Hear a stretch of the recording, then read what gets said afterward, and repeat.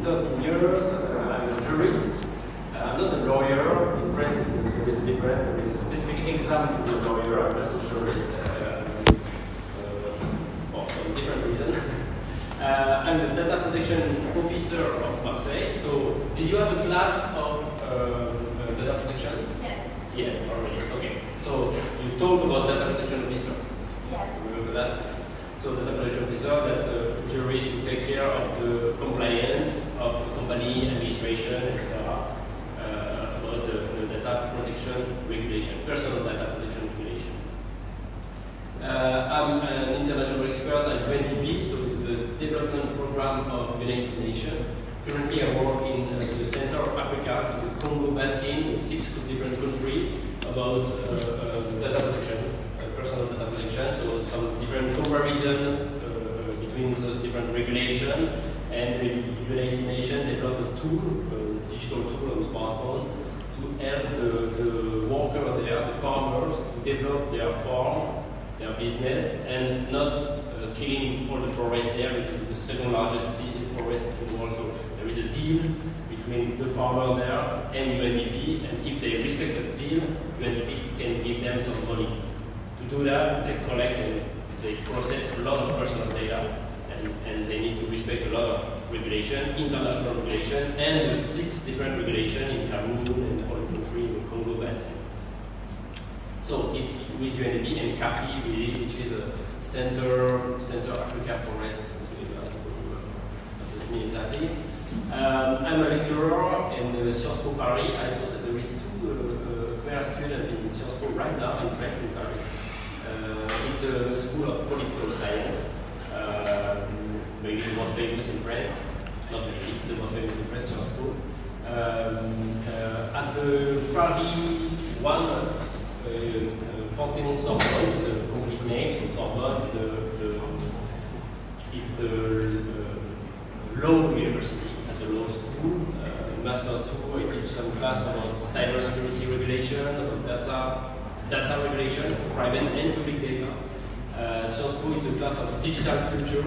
It's very important to have a good digital culture if you want to be a good jurist in digital law. And at the rule in this class for the first year, because it's a new master, and then another one in cybersecurity regulation.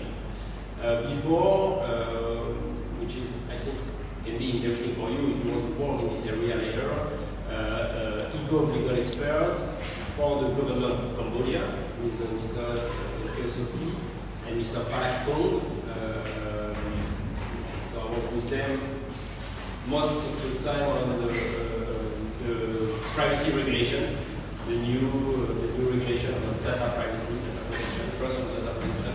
So Keosoti asked me to help the LPTC, Ministry of Post and Telecommunication, to give my point of view about the new regulation in Cambodia on data protection. So just give my point of view, some comments, etc. And after that, they do what they want. They do that with a lot of international experts. American, can be a lot of different countries, and they take all the different point of view and then to bring a good regulation of that. We're going to talk about it because the international cooperation is a big part of e-government. Even more for Cambodia, because when you are building your regulation on e-governance, so for instance, the data protection regulation, when you don't have it, or some part in different law, when you need to build it totally from scratch, it's interesting to listen a little bit everyone, to not do the same mistakes as French, as a lot of other countries. We did some bad regulation, we changed it, we did years after years. For a country like Cambodia, it's interesting to listen everyone, to build for the first time a good regulation from scratch. So I work for the government of Vietnam too, from 2019 to 2022. For 3 years I worked between Paris and Vietnam and Hanoi. I helped the government to build a public service portal online digital public service portal to have a Cambodian Vietnamese citizen to ask to do their administrative procedure. So, for instance, to ask ID, a new ID card, a new passport. Now, a Vietnamese citizen can do a lot of things online on one big portal. And when they build that, they need some expertise, international expertise from the World Bank or different governments. They ask for French government, so I work there through the French government to help them here on the legal regulation of the portal. So there is topics about digital signature, digital identification, digital identity online, data protection, data circulation, etc. That's exactly what is e-government. And I work a little bit for UNDP Vietnam, so United Nations Development Program in Vietnam on the topic on same data protection. So smaller than my big mission, my big missions in Vietnam, but here just a quick mission about data protection and some comparison in the Southeast region and international standard.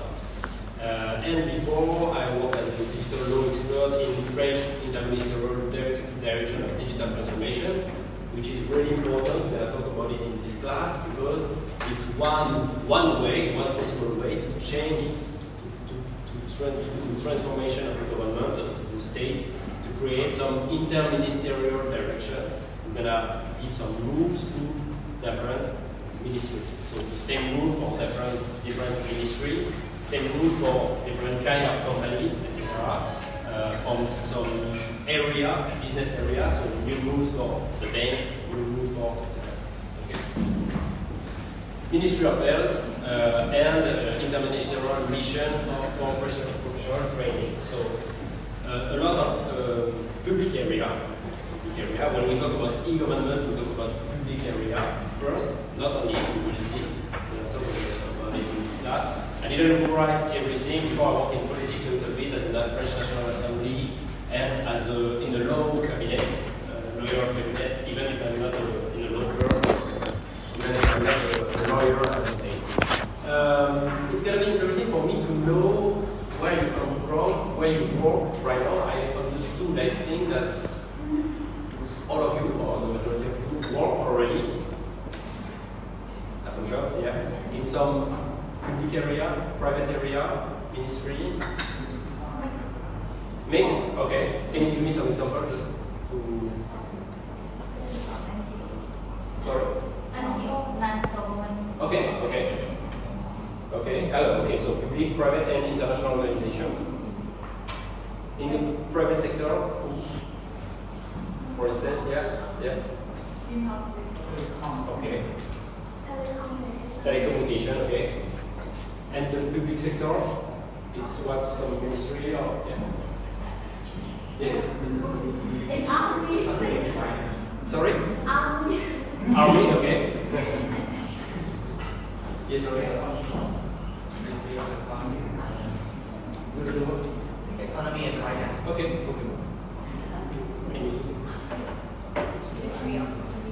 Okay. Nobody works at the MPTC? Ministry of Post and Telecommunication? No? There is someone in this class? Yes, only one. Okay.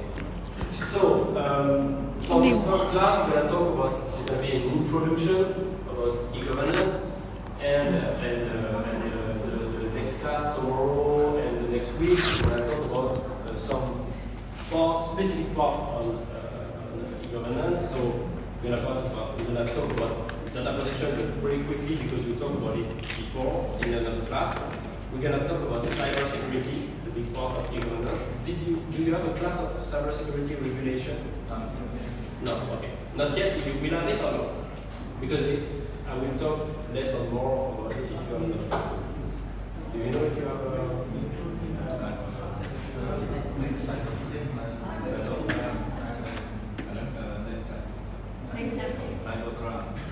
Cybercrime, you have a class of cybercrime? Yeah. Okay. So I won't talk too much more.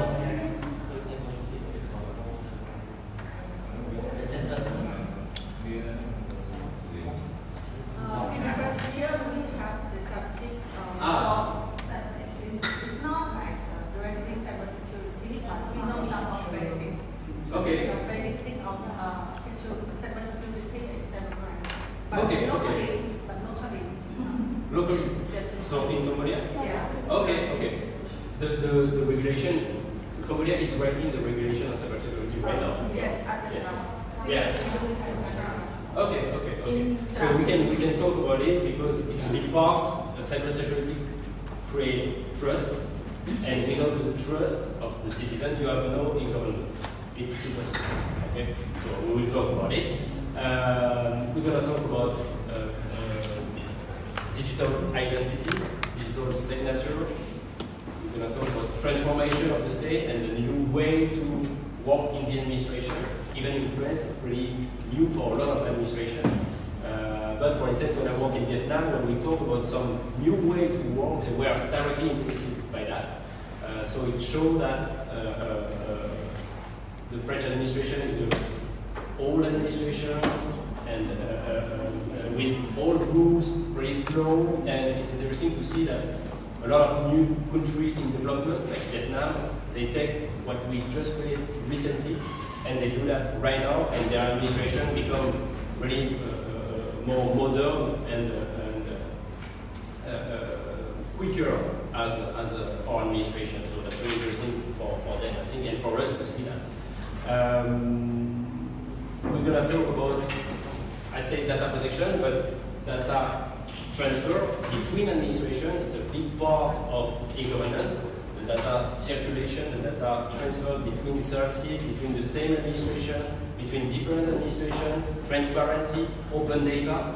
Open data is not the transfer between administration, it's the opening of the data for the citizen, the company, anyone. So we're going to talk about all these groups, and all of this topic together, they are what we call e-government.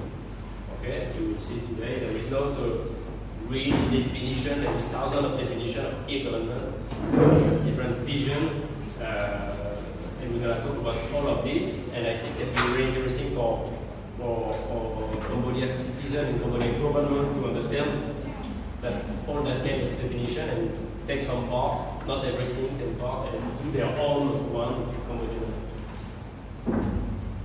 So, for today, quick introduction to e-government law, definition, different type and model of e-government. Concrete example, we're going to talk about the most famous are France and Estonia. Estonia and France are the two best examples of e-administration because it's two different models, and you will see that e-government can be a lot of different things. Characteristic and criteria, advantages, limits, obviously, and conclusion for the class, transition for the class tomorrow.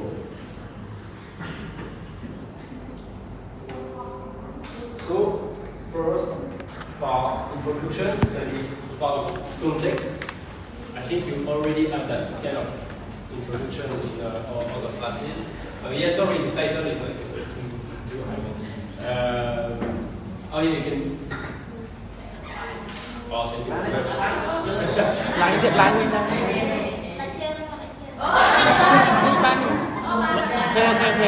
Okay. Thank you very much. You always Thank you very much. Do you have any question before we start? What is the difference between e-government and digital government? E-government and what? Digital government. Well, we're gonna see today. Yeah, we're gonna see today, but as I said, there is not really one definition of e-government.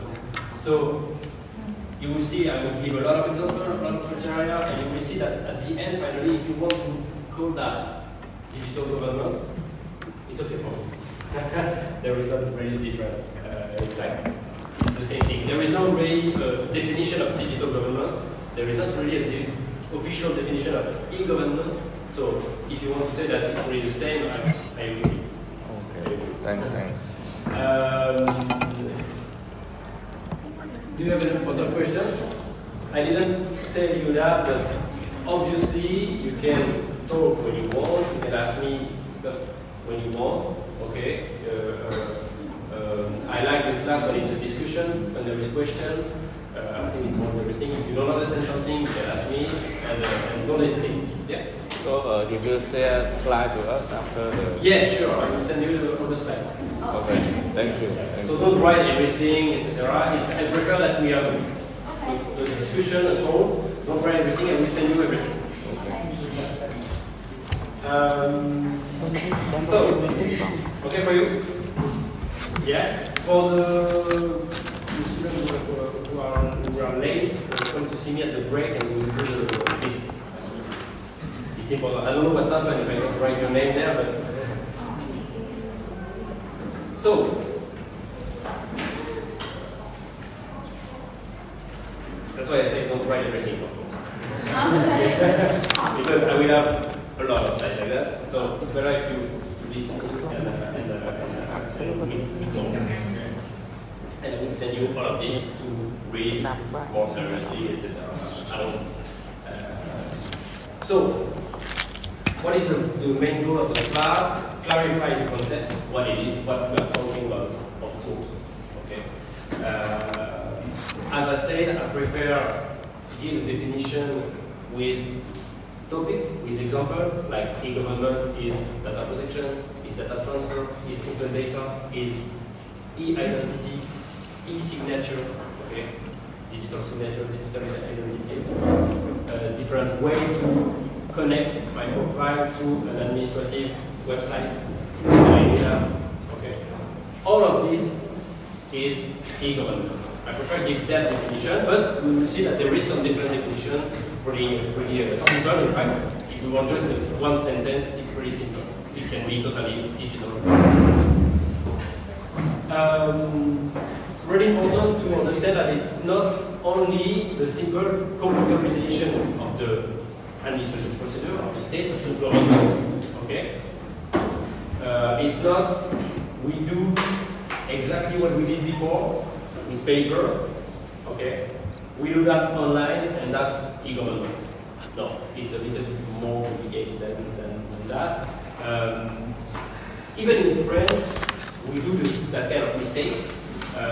Means that we have a process, I have a form to register my kid at school, to anything to ask a new ID, and the level 0, in fact, of e-government is to take this paper and to put it online. Okay? That's the level 0 of e-government. Okay? The level 0 is I scan that and I put a PDF online.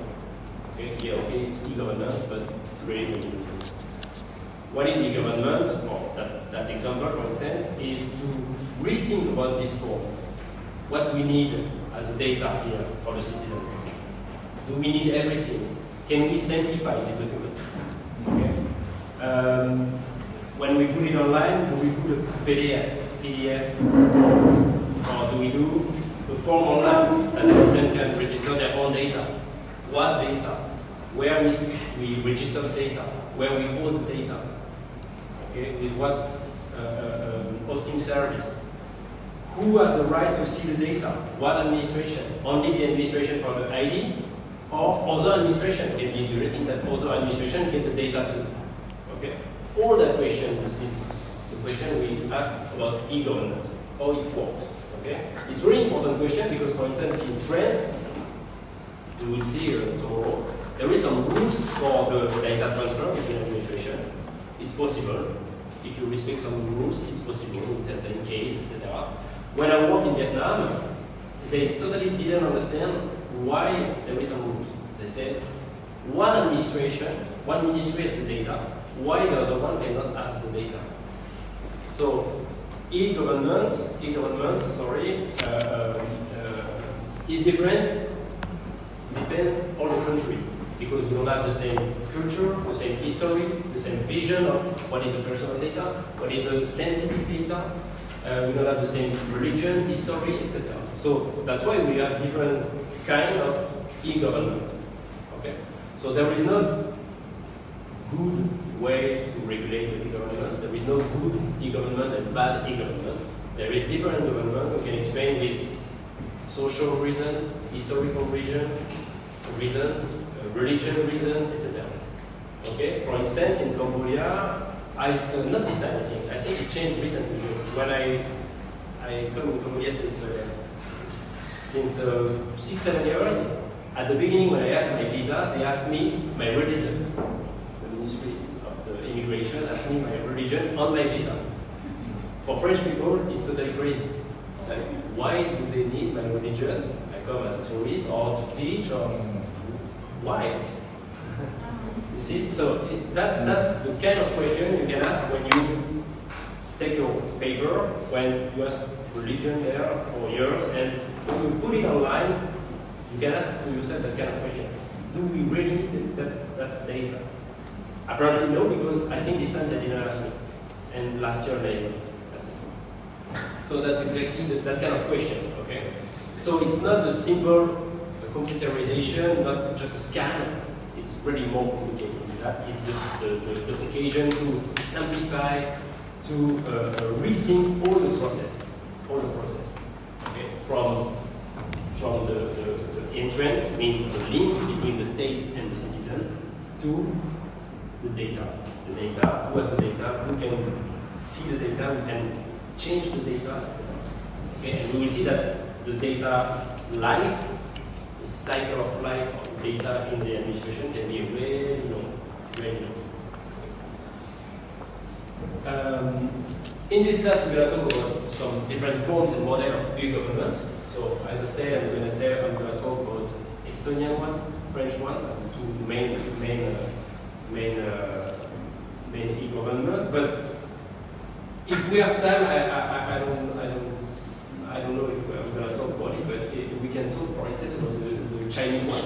The Chinese one is interesting because they use, for instance, one unique service online, a unique platform to do private things and public things. In France, it's totally not possible. If you want to ask for your ID, your passport, you have the official website of the government, of the ministry. You need to identify with your ID, public ID, for the ministry, with some different public services. And if I want to order some stuff on Amazon or any shopping website, I have my private account. It's totally different. And in China, they decide to have just one platform, and on this platform, you can ask your passport or order some food. Even for us in France, it's really weird. It's impossible in France. But that's really interesting to see that there is different kind of e-government.